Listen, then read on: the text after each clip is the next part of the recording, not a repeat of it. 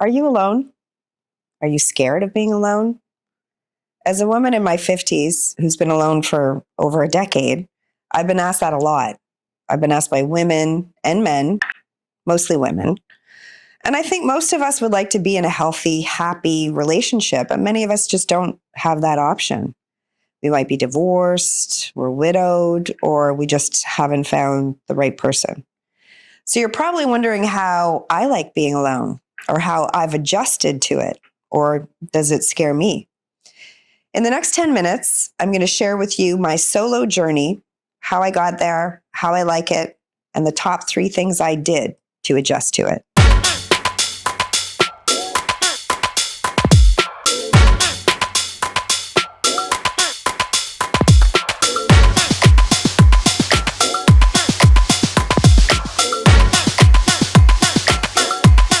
I've been alone for 13 years.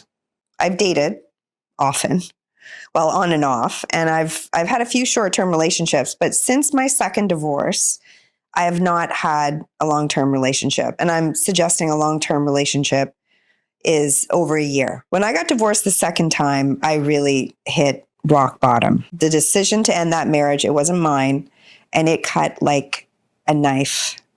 I wouldn't say I was blindsided, but I definitely was caught off guard. And I really think I endured more stress than I should have allowed for during that marriage. But let's backtrack a bit. So I was married the first time for 5 years. I was with him for a total of 12, and I had my 2 amazing girls with my first husband. I ended that relationship as it was, in my opinion, toxic. We were incredibly ill-suited for each other, and that divorce was very stressful. Mostly due to the turbulent nature of the actual divorce and child custody and things of that nature. So I was 30 when my first marriage ended. I was alone, but not really for that long. I was single, dating, I had relationships, and I met my second husband when I was 35. We got married when I was 38 and then divorced when I was 42. So I've been alone since then, and I'm currently 56. And when I got divorced the second time, I definitely did not want to get divorced. I didn't get married a second time to be divorced twice. And being alone, especially at that point, it frankly scared the shit out of me. It's hard financially. It's hard to take care of your kids and your house and your work when you're alone. And I was traumatized by the second marriage and that divorce. It was a blended family that never blended for a bunch of reasons, none of which we're going to talk about today. But it thrust me into my second wave of aloneness, and I was not ready for it. I was also extremely depressed. I was drinking too much.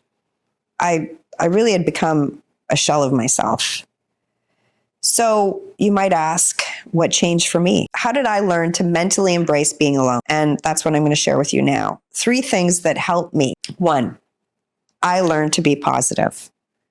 And initially, I had to force myself because I don't think I naturally was a positive person. I had to stop all the negative thoughts, all that negative noise.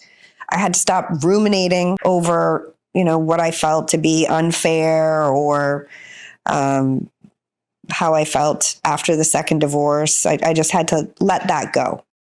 I had to read books. I had therapy. I had quite a bit of therapy, and I would highly recommend it. And then I learned through my journey of becoming more positive, I learned to appreciate the things that I had in my life, like things that I always had, but I guess I wasn't appreciating them. So my kids, my family, my friends, my health, my job, my house. Having a dog definitely helps because it's really hard not to be positive when you have a dog. So I would highly recommend that too. So really, you have to be positive. You have to focus hard on your mental and physical well-being. And it took a really long time for me. And I'm really still a work in progress. But I make a habit of being as positive as I can be all the time. So number 2, find a community. One of the most important things to living a long, healthy, happy life is community or connection. So having people to help you, to support you, to encourage you, to do things with. If you don't have a family, if you don't have kids, if you don't have a lot of friends, you need to join a club, you need to volunteer, because we all need people. We're social people, we need people. And you also need to plan stuff. You need to fill up your calendar. And when I say plan stuff, productive things, and force yourself to be positive when you're doing it. So I'm tying in number 1 and number 2. So I was lucky. I had an amazing community. My problem was learning how to embrace and appreciate it and to make my own plans. I had to stop waiting for someone to ask me to do something, and I had to ask them or do it on my own with my dog. Fill up your calendar. That brings me to number 3.